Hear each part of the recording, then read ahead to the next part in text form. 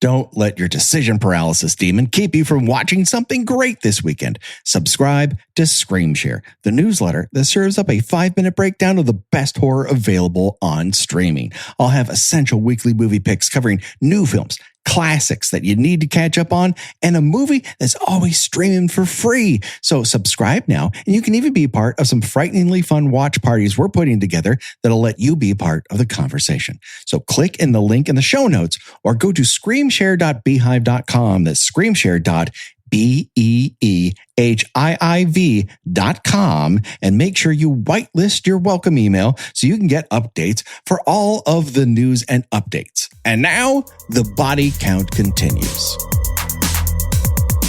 Ladies and gentlemen, boys and girls, die-in time is here. That's right, we're talking about Misery on Kill by Kill.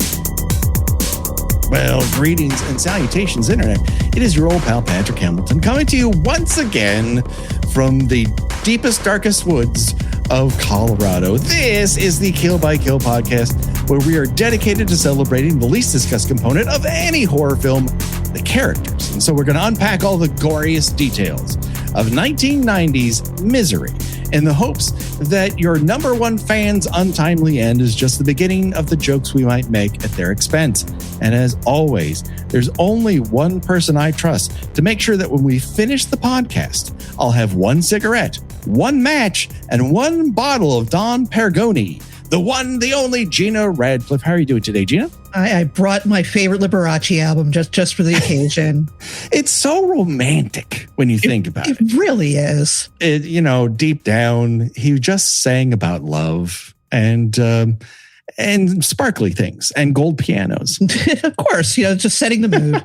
Now, I don't want to scare you, Gina, but we are not alone. That's right. We have a special guest. You may know him as part of the comedy outfit That's a Bad Idea with his partner, Curry Barker.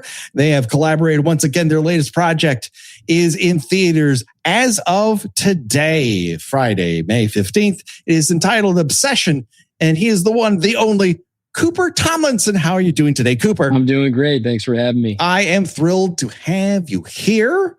Especially after seeing the film and seeing what you guys have been up to, and that we get to talk about a movie that it's not exactly apples and oranges, but it is oranges and tangerines to a degree. Yep. Certainly different types of obsession, but yes. Certainly at its core, there is this misplaced love element. But they're very different sides of a coin. So I generally ask people when they're on the show, like, when was the first time you happened to watch Misery? Was it for this? Had you seen it years ago? What's your Misery story? It was definitely years ago. I was probably far too young to be able to watch that movie. I think it was one of those where I probably watched it without my parents knowing, and I turned it on late at night. And what a tremendous film! Great performances, Rob Reiner. I mean, that was just one of the best of its time. It's a top 5 Stephen King film right there. It is book to movie. Yeah, I think it's a very good adaptation, first and foremost, because it does the thing that adaptations should do. It takes what it can use for the medium, film, from the book, and leaves things it can't use behind. We're not worrying about seeing the writing process of the new Misery book and, the sort of magical realism element of him writing that book are kind of left behind because they wouldn't make as much sense here. Yeah. Gina, what was your first experience with Misery? I'm sure I've mentioned the story before about how in the midst of being stuck in a movie theater during a snowstorm, I saw this as part of a very intriguing double feature along with another holiday family favorite, Home Alone. Really? You were cosmically trapped in a theater. I was stuck we went to go see one movie. I can't remember which one we saw first, and it started to snow very heavily during the movie. And when we came out, because I was a teenager at the time, I was like, well, we're going to have to wait for someone to pick us up, and it's going to take a while. So we might as well just go see another movie. And we ended up seeing the second half of this double feature. That's a horror movie within a horror movie. If it really is. Went a certain way. I might have had to live entirely off of popcorn before I resorted to eating people. Yeah. They are, weirdly enough, if we're talking about odd pairings, two movies in which someone is trying to leave a house, whereas the other one trying to defend a house. So, and both involve horrifically violent injuries inflicted on someone. And people not really checking doorknobs before they grab them.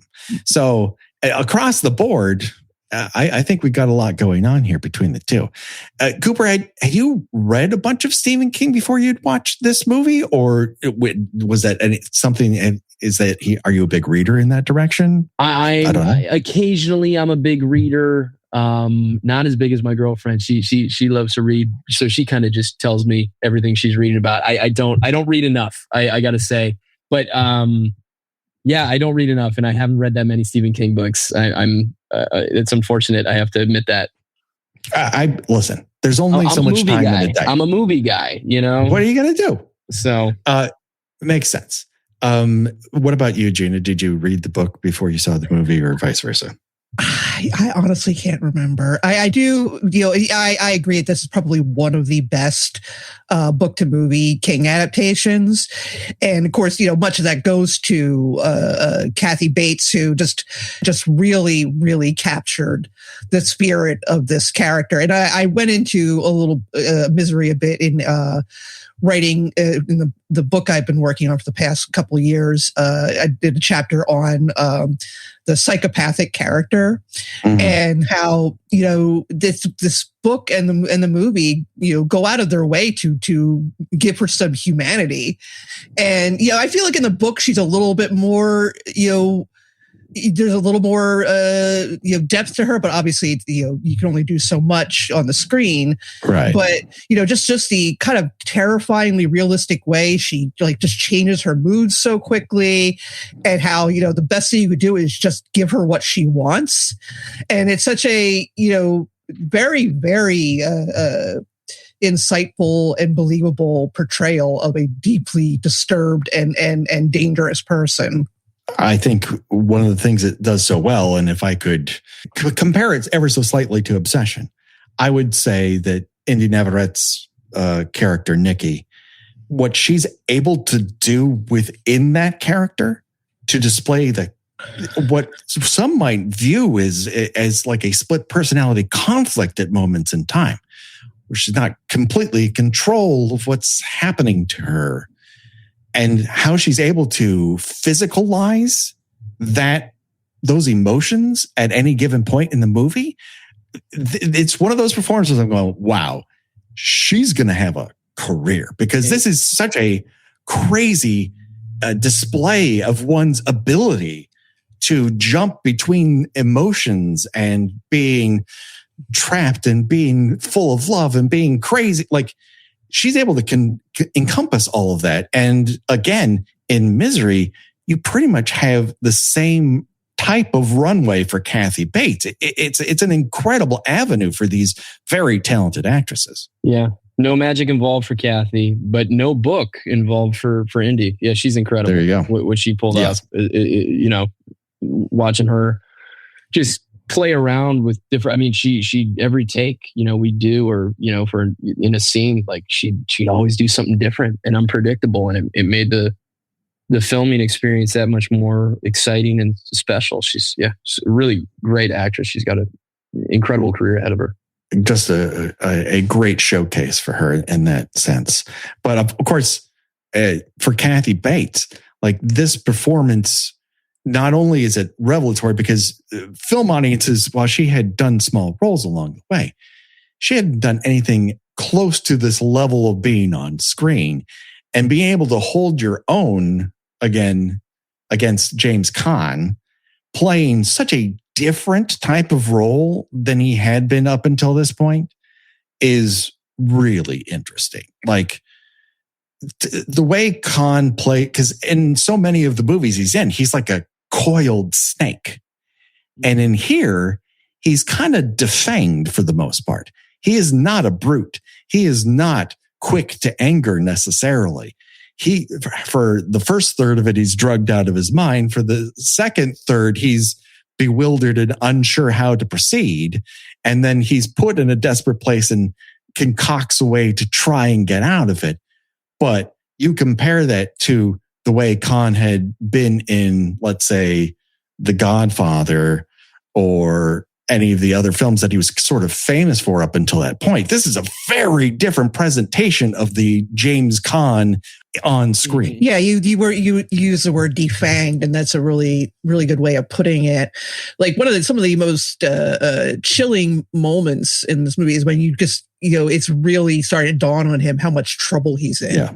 For all intents and purposes, it's pretty much no one is coming for him. Yes, because no one knows he's there. So if you can't rely on anything else, if you can't count on anyone coming to your rescue, how exactly are you going to sort of draft this scenario in your mind? This is where the book helps out, because the book, he's kind of able to start working through problems while writing the novel that he's forced to write. And that just wouldn't work for a movie. So you don't get that part. But you do get to see the wheels turn in his head, which I think James Caan, primarily not known as a super cerebral artist up until this point. Like you think Rollerball or Thief or even like something like Brian's Song, where he is athletic. He's known for his physicality. And in here, all the physicality is kind of robbed of him because he's either performing from a bed, from a chair, or from a wheelchair. Right. And she's tending that little farm all by herself. So there's no reason for, like farm hands or anybody to come by. Like he just isolated. And it's just, it's all starting to fall into place. Like, oh, I am good and fucked here. One thing that I found interesting was that, Caan, not exactly at the height of his powers in terms of movies at this point, but the amount of people that they had tried to put into the Paul Sheldon role is just this cavalcade of premier 70s, 80s, leading actors. They had approached William Hurt twice, Kevin Kline, Michael Douglas, Harrison Ford, Dustin Hoffman, Robert De Niro, Al Pacino, Richard Dreyfuss, Gene Hackman, Robert Redford. Wow. And finally, they get a person to be interested in this role. Do you know this person that Paul Sheldon could have been played by Warren Beatty? Interesting. Honestly, as much as I think that James Caan took the role and made it his own, yeah. I think a lot of those people you rattled off would have been pretty good in it. I think this is a very interesting role for a lot of actors, especially people with very pronounced, understandable on-screen performance types. There's a Michael Douglas type. There's a Harrison Ford type. There's a Dustin Hoffman type. These aren't exactly the same kinds of actors, beyond the fact that they were leading actors who could open a movie. And Beatty's interesting, I think, primarily not because he eventually has to turn down the role because he's like doing a bunch of post on Dick Tracy, but that he's the one who kind of breaks what this type of movie actually is. So when Reiner is trying to continue to move the script forward, they're sitting in a room together, and Beatty goes, "You know what this movie actually is? It's a prison story. This guy's in a prison movie, and you got to treat it as such. You need to know what he's up against in terms of breaking out and what he'll have to do to get there. If you make the audience feel trapped, they'll know how fucked he is. And if they start to see him figure out a way around these defenses, a way to possibly gain his freedom, the audience will again feel smart because they're like, oh, that is a good way to get out of that room. That is a good way to maybe lure your kidnapper into drinking drugged wine. And you make them feel as smart as the characters on screen. But eventually Beatty backs out because of all the Dick Tracy is a runaway production and he can't quite get his mind, or he can't get the movie where he needs it to be. So he has to drop out, and they bring on James Caan. And I think he's one of these people who, like, let's say a Harrison Ford, someone known for their physicality more than their cerebral sort of on-screen presences, I think lends itself something special to that character, that Sheldon role, that you might not have gotten with somebody. I'm sure these all would have been a version of good. There's no way it would have sucked, let's say, with Robert De Niro. Maybe with Richard Dreyfuss. maybe with 1990 Richard Dreyfuss. Mm-hmm. Did James Caan want to do it? Or was he reluctant to take it on? I mean, had he ever done a horror movie before? I don't know.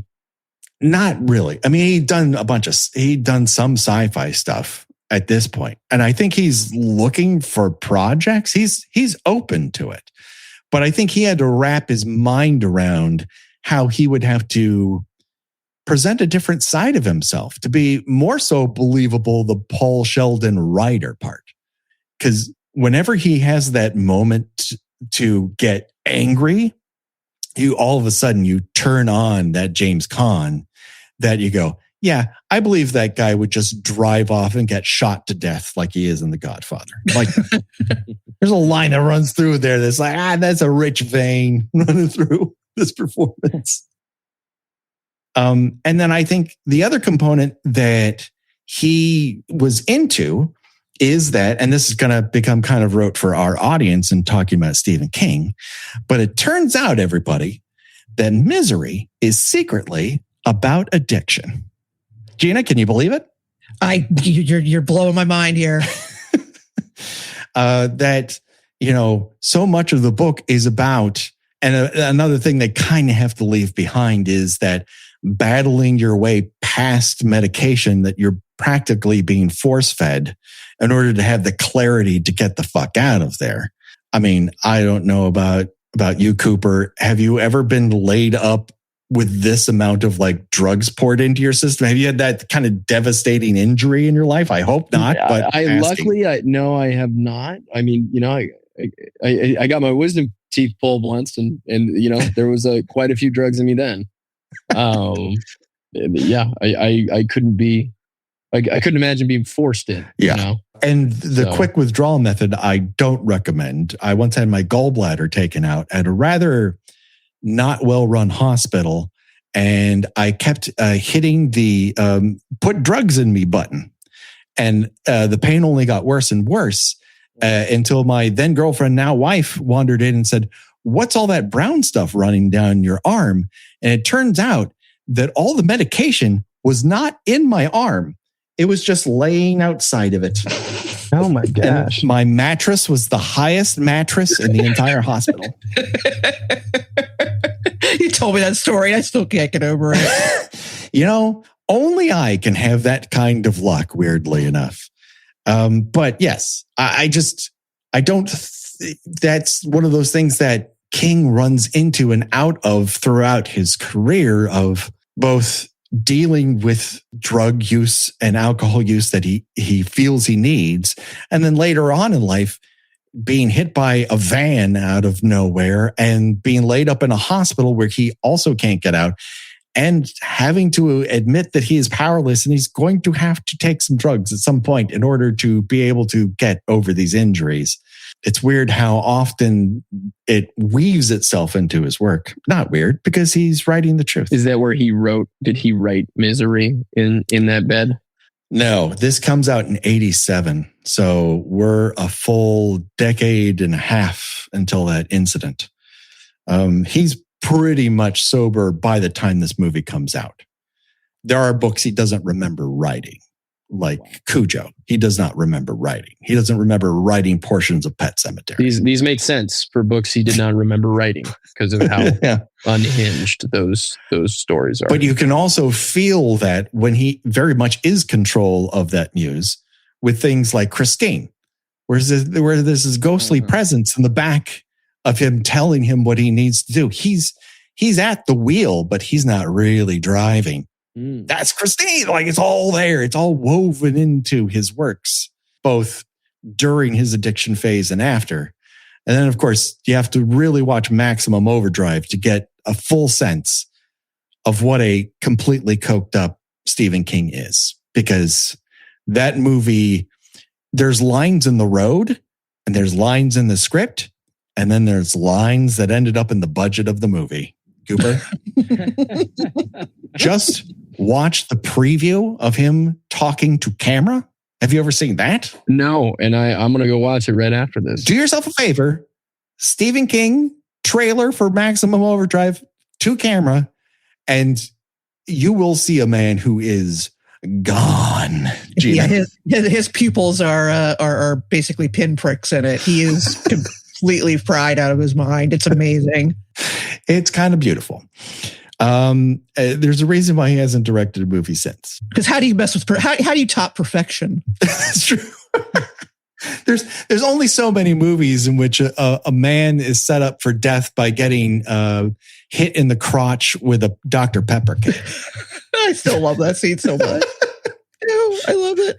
You know, we only have so much Choose Your Own Deathventure here. We could just go back to do the Choose Your Own Deathventure Maximum Overdrive and entertain ourselves for hours. It's just a scroll. But the other component of this that's very obvious is that you have a Stephen King at the moment of writing this who feels a little trapped by his own creations. Yes, his novels have brought him financial security and fame and opportunity, but also he's not really able, at this moment in time, he does not feel free to do every sort of creative pursuit he wants to.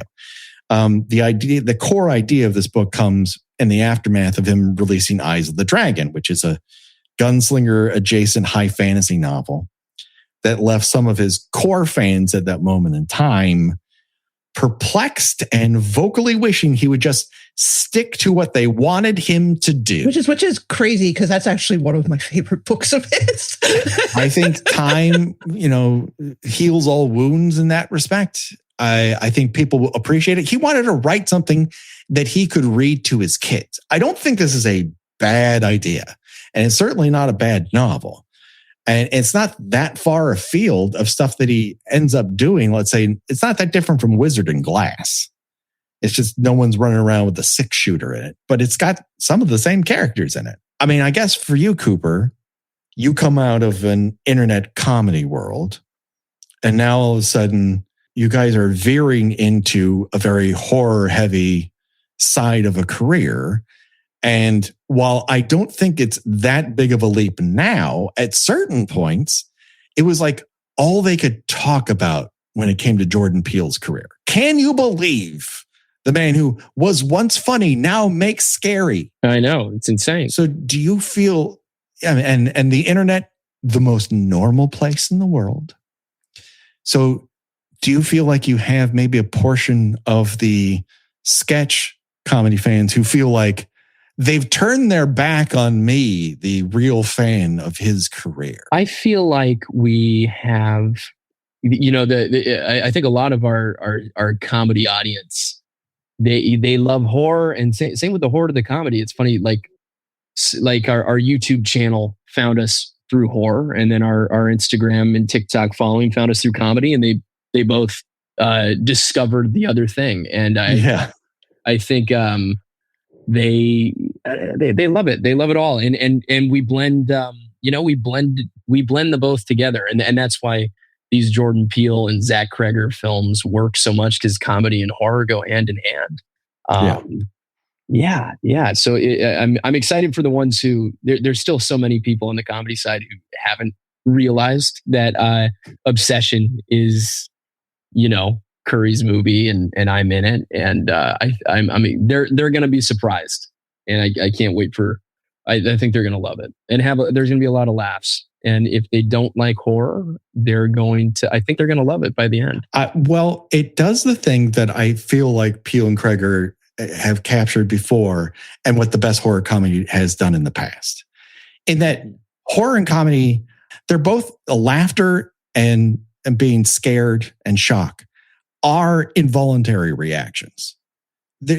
You're pushed into laughter. You are pushed into being scared by stimuli.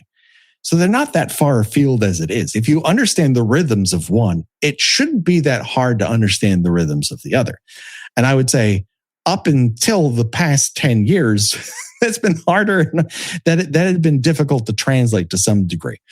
Or you had people who were doing horror comedies who either leaned in one direction or the other and found the other side distasteful. Yes, I agree.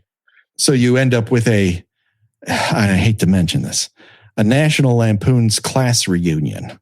One of the banes of our existence here on the show. I think you have a slight case of PTSD from watching that and then talking about it. A movie so good, so influential, you can find it on the Internet Archive and nowhere else. Watch it on your phone the way God intended. Patrick, if I could bring it back to sure. You comparing this to the modern internet climate, as it were. Yeah. I actually reread the book for the first time in over a decade last year, and found that the most unsettling part about it is now understanding how many Annies there are out there in the world, and how many Annies are currently, as we speak about this, encouraging each other, and letting them know that there's no bridge too far in giving your favorite, actor, your favorite singer, your favorite writer, your opinion, and expressing that it's perfectly appropriate to accost them in public or to call them by their actual, government issued name instead of their stage name, or I don't know, to call their parents' house. And this has become if not normalized, then at least, not as unthinkable as it would have been around 40 years ago when Misery was being made. I think beyond normalization, it is something we accept as part of society. And they to the point where they often when celebrities talk about I need to take a break because people are very defensive of that. We're like, well, this is what you signed up for, having your loved ones harassed because you decided you wanted to become a professional singer. And it's just really very unforgivable. And it's very, from a modern standpoint, it's a prescient story, and it hits even harder and more eerily now than it did when it first came out. I mean, if anything, I think what Annie Wilkes, at the time, the idea of an obsessed fan might have been semi-new, but what it really comes down to now is that Annie Wilkes is the internet. That no matter what the subject matter is, whether it's the pit or heated rivalry, or we can all name a half a dozen pop culturally relevant, pieces of media at any given point. And there is this cadre of people who believe they own it. They don't like what you're doing with it. And quite frankly, you're bad and wrong for even trying something. And so Cooper, as someone taking on two genres that people are completely normal about at all times. Is that ever in the back of your mind in terms of how is someone going to react to what we think is a good, fun idea? Or do you just not let yourself go in that direction? I feel like that would be self-editing, but I don't want to speak for you. Yeah, no, I never we never let ourselves go in that direction. I think everybody reacts differently. When we made Obsession, I didn't find the script to be that comedic.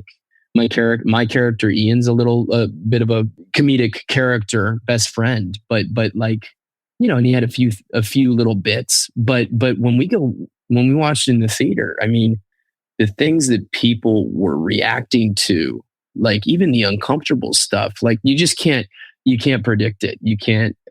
You never know what you're going to laugh at or be scared at.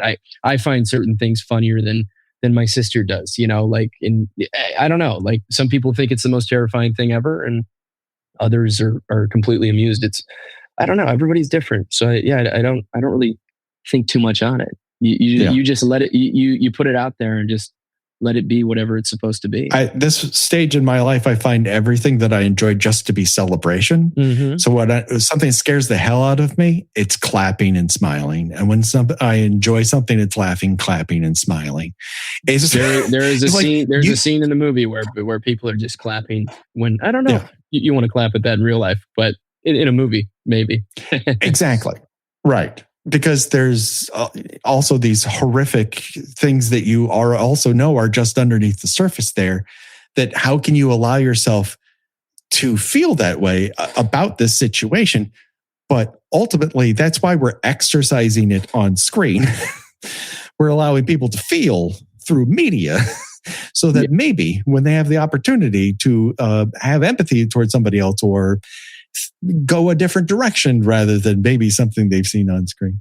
I think it's Annie is such a terrifically odd concoction of elements, and that King was able to crystallize that so much in the book. And yet William Goldman, who at this point was a screenplay and Hollywood legend with like Butch Cassidy and Princess Bride, Marathon Man, All the President's Men, and of course, Magic, one of the few successful killer ventriloquist dummy movies of all time. I'm always pleasantly surprised when I remember, oh, wait, that movie's actually good. and with a book first. I hear they're doing a remake of that as well. Raimi has been saying he's going to remake that for like 8-9 years. And I'm just like, come on, man, just like make this happen. I need to see this. I need to see someone else take on killer ventriloquist dummy movie.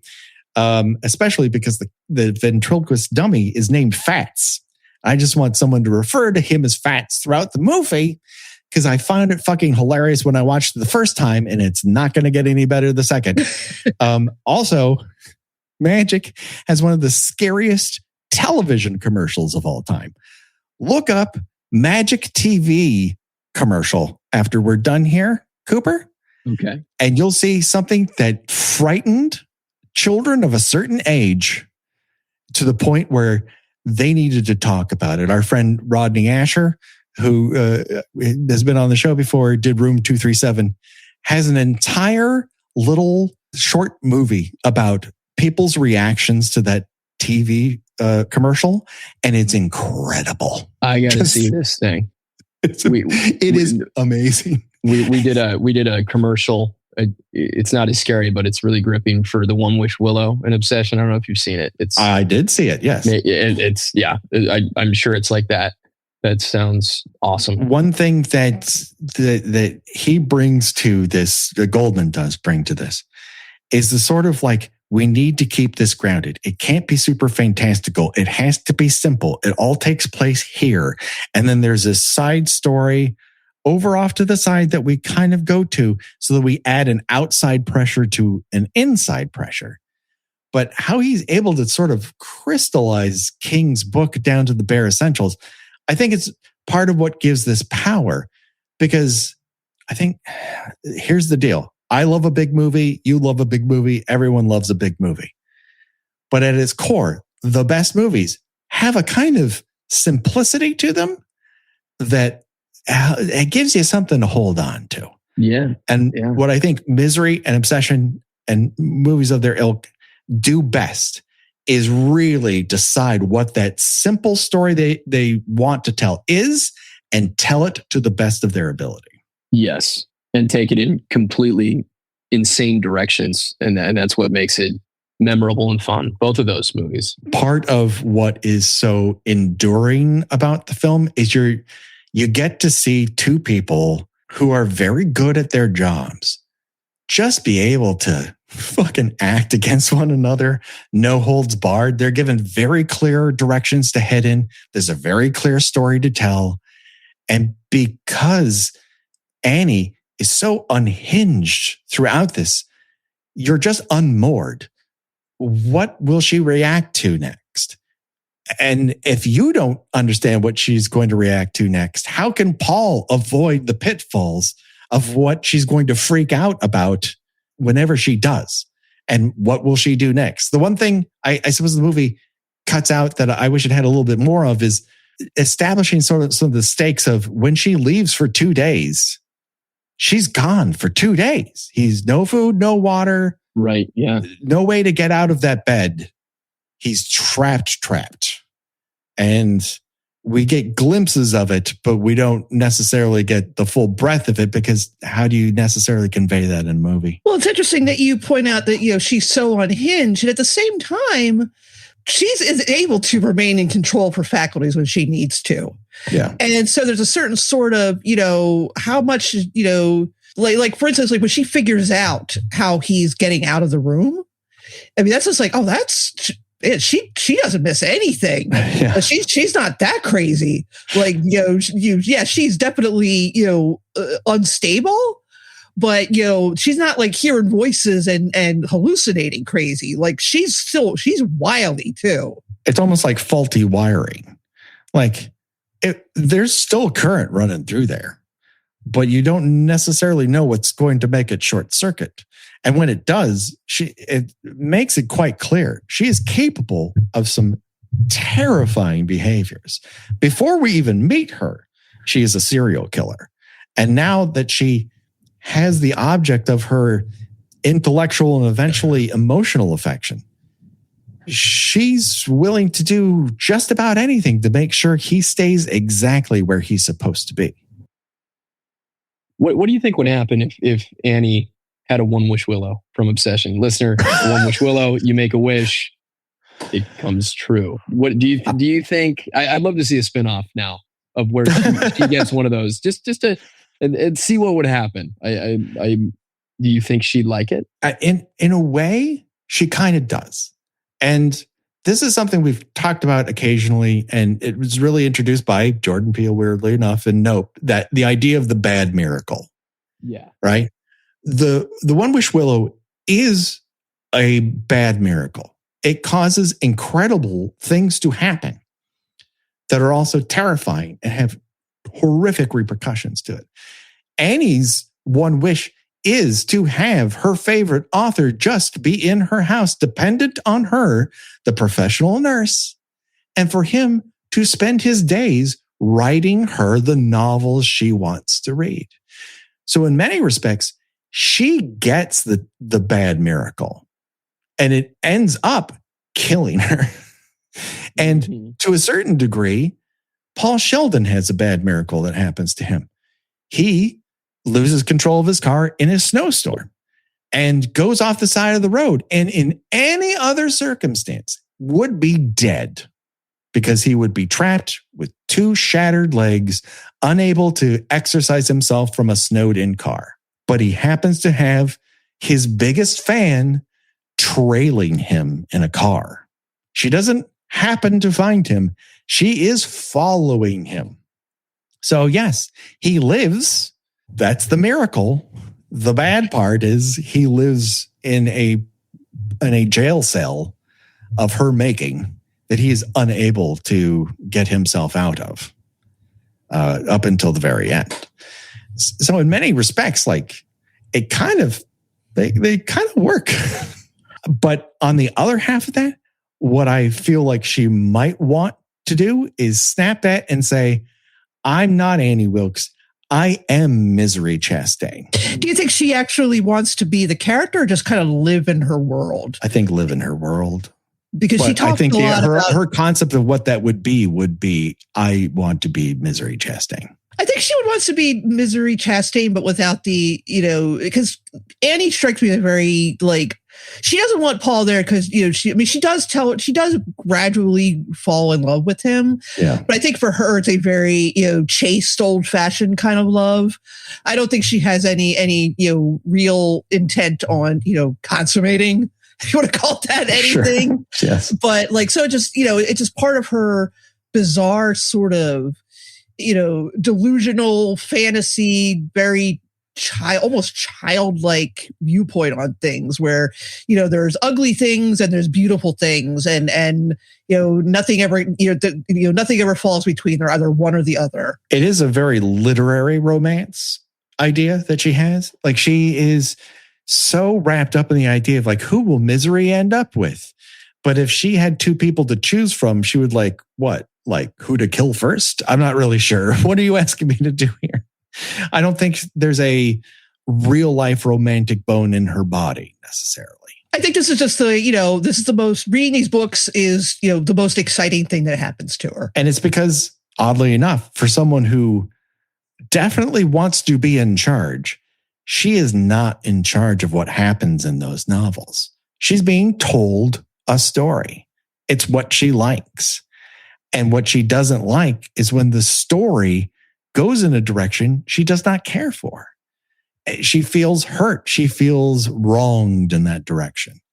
And so when he, presents a book like, hey, this is partially based on my real life, she's like, well, this is fucking terrible. How dare you write these words down? This goes against everything I've ever wanted from you. How dare you try to express yourself in a way I don't care for? And again, I bring you back to, you see that on social media all the time now.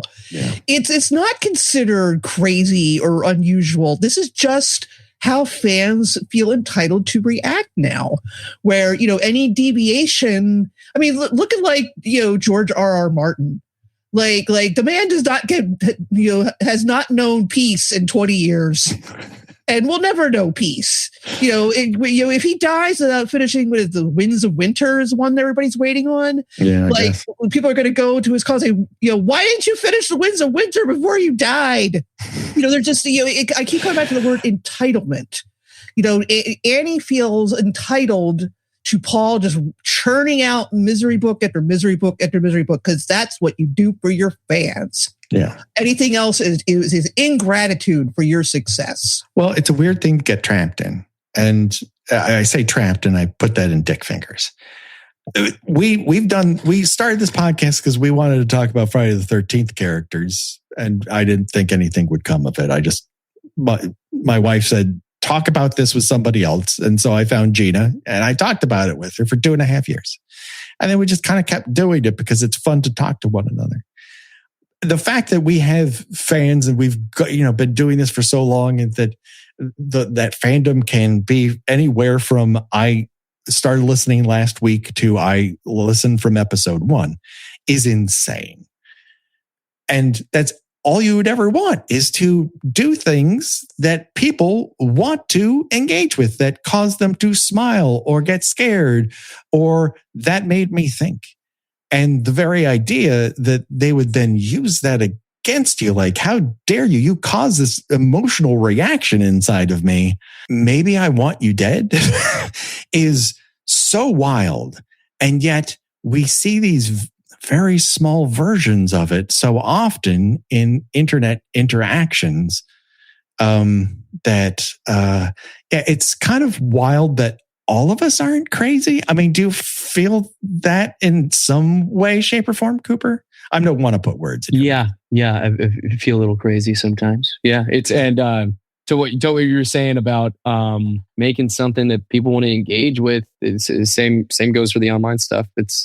Do you get a little reticent in this day and age? We all want to make something that people want to get at, but there's also this other side of the coin where eventually someone's going to take something a little too far, even if that's a threat, even if it's like I say words to you online, and I feel when that has happened to me, was violently against my weird Friday the 13th opinion or whatever. I'm like, well, I certainly didn't want to cause you distress. That's not what I came on here to do. But also, why are we taking this so fucking serious? We'll have to have a check-in, and maybe in a year you ask me that question again. Maybe I'll have a different answer. You never know. But there has been some. Everybody's really nice. I don't know. Online, everything. Yeah, we'll I don't know. We'll see what happens. But I try not to worry about those things. I leave it out of my mind. And I think that's a good attitude to have. I think you think positively, and don't overthink it. You won't end up like Paul. The good news is there is the horror community on the whole is this incredibly warm and embracing place that just wants a good, scary movie to watch, right? Mm-hmm. And so people try to do that. And then there's some pockets out there, like all fandoms, that tend towards the fanatical. And you kind of like, you begin to wonder what curdled, what are you, if you don't like it anymore, my guess is just stop trying to consume it as much. Probably. I felt this way a little bit with Star Wars when the prequels came out. I'm like, these movies aren't for me. You know what? Maybe I should not care about, they're fine for people who like them and I don't. So it's not really, why would I make it a problem? And I'm just going to walk away from this. And then something else caught my fancy. And I think there's a power to not liking something as much as there's a power to loving something. And it drives people crazy on the internet because they have a voice. Not that I want to take it away from them, but considering what they do sometimes, I think about it. Yeah. We would be remiss talking about this movie without, aside the fact that it is a two-hander, there's a side movie that happens here that I very much enjoy with Richard Farnsworth and Frances Sternhagen. And they play what we first believed to be bickering office mates of a small town sheriff and his surly secretary, and then learn, no, this is a married couple who have a very active and fruitful sex life. But it adds a dimension to this movie. They are so delightful in so many ways. And Farnsworth is just he's like butter on toast. It's perfect. And then Frances Sternhagen, I love this woman. No one has been as delightfully surly on camera as much as Frances Sternhagen. She, in particular, is really good in Outland. Have either of you seen Outland? I have not. Oh, wait. The one with Sean Connery? Yes. Okay, yeah, I have seen that, yeah. So it's basically High Noon in outer space. And she plays the town doctor in outer space who learns that the company is feeding their space miners drugs. And Sean Connery is trying to stop it. And basically the whole time she's like, don't fuck with these people. This is bad news. You should stop doing this. She's like the voice of reason, but very sarcastic reason. And it's every time she does it to Sean Connery, you see this look on his face like, I've never let a woman talk to me that way. And it rules. It has such a wonderful dimension to this that she gets away with insulting him right to his face. I love it. But she brings a lot of that Outland energy into this. Of course, Outland, most famous to me as being my favorite Mad Magazine parody of all time. And it just complaining about it being gross because people explode in outer space. That being said, Farnsworth and Sternhagen, fantastic in this movie. These little side comedy characters that bring needed sort of relief from the tension of what's happening between Annie and Paul. It's just a really necessary light touch that I think Rob Reiner had such an ability to make these side characters come to life. You can name all the things in that golden period of his where he would have these great little characters who would pop because he hired the right people and he made sure they had the right words and he gave them the runway to take off. And they weren't in the book. Were they not in the book? They not those character names, but there is a sheriff. But he brought his own magic to those two. Yes, I think he humanizes them in a way that then made him pull back from what their endings are in the book, because in the ending, that police figure is run over by a riding lawnmower. I was going to say, do you think the movie lacked from not including that scene? I do remember that character being in the book being much younger, though, not like an elderly sheriff. He's much more spry, so that's not an issue. And I think there is some credence given to him because, weirdly enough, there's another guy who shows up in this. My mind is leaving me. J.T. Walsh. J.T. Walsh is in this as basically that state trooper character who's saying, we think Paul Sheldon's dead. And Farnsworth's like, I don't think that's happened because there's no way this would have, where would he have gone? We would have found the body, blah, blah, blah. But the sheriff's nickname is Buster. And J.T. Walsh in Needful Things plays a character named Buster. Stephen King universe, baby. In the book, what I like about what happens in the movies, it's so sudden where you think redemption is here. And it's so final and sudden. I don't think you would have that with him being hobbled on the lawn and being run over by a lawnmower. As delightful as that would have been. You got to save something for the lawnmower, man, I guess. Yeah, sure. Why not? The only thing we don't get is then a weird homunculi sitting on the lawn eating grass, which is what happens in the lawnmower, man. We're not going to talk about that movie, Gina. We're not going to talk about that movie. No, don't stop asking. Okay, I will. Not you, I meant the listeners. They want to see us go insane like they did with Jason X. So any other element here of Misery that we didn't get a chance to talk about that you just got to bring up, Cooper? Not really. No, I did. This has been great. Have you guys, I will say, if you haven't, Castle Rock, have you seen that show on Hulu? Yes. Oh, yes. It's fantastic. And season 2 follows Annie Wilkes, her backstory. And I think for anybody who hasn't seen that show and want a little bit more of Misery and Annie Wilkes, go watch that show. It is a very good show. It pulls off an incredible magic trick. Like the fact that they're able to make that character both someone you can root for and understand over the course of 10 episodes is incredible. And you get this mix of that and Salem's Lot and the Jerusalem's Lot short story. Stephen King universe, baby. Stephen King universe. We love a Sundog reference here on the show. Gina, anything that you need to get off your chest about Misery? I mean, if you haven't seen it yet, what in the world are you waiting for? Truly. It's just such a, like I said, in addition to the eerie prescience of it, just a Kathy Bates is amazing. I absolutely remember just being so excited when she won Best Actress. It was the very first time an actress had won for a horror movie, and it was 1991. Right. Wow. Yeah. Kind of crazy. So it is now time. What is also crazy is choosing your own death venture. And that's where we decide of the deaths portrayed in Misery. If you're forced to die in one of those ways, which one would it be and why? Up for bid. It's a very short list, but very important.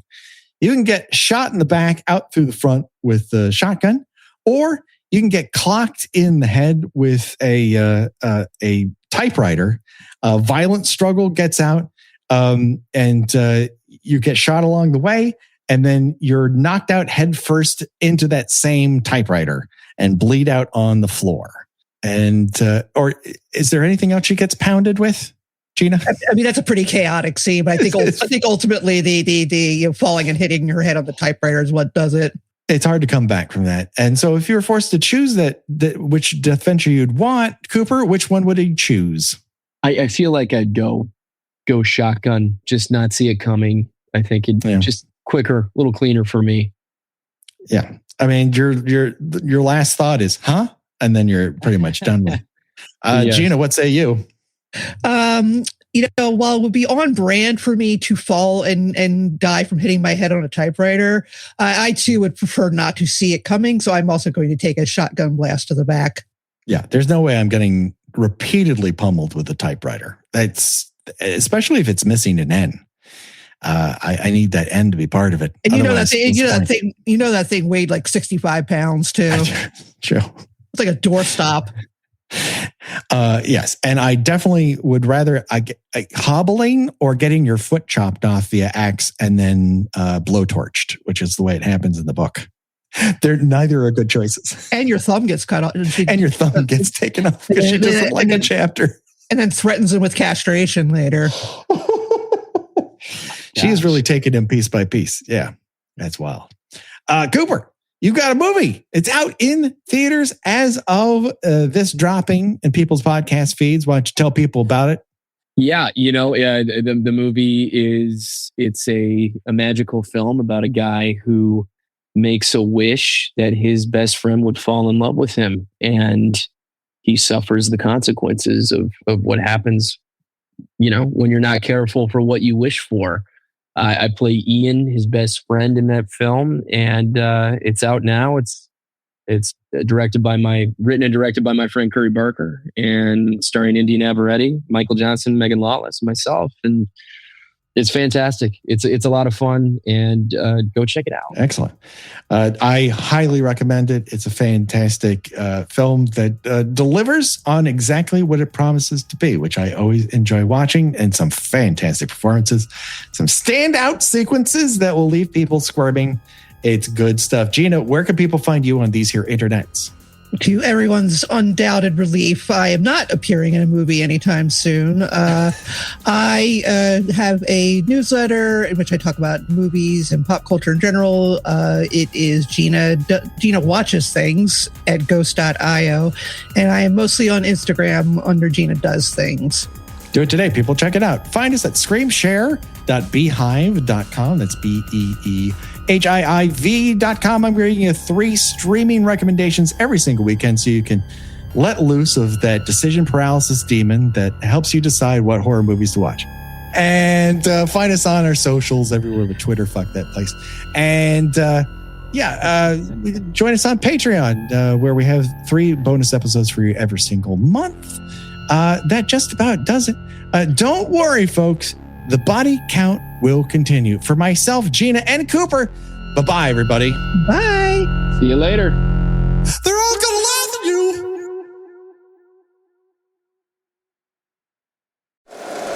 If you like the show, please take a moment to rate, review, and subscribe. It really does help the show to grow. Thank you for listening.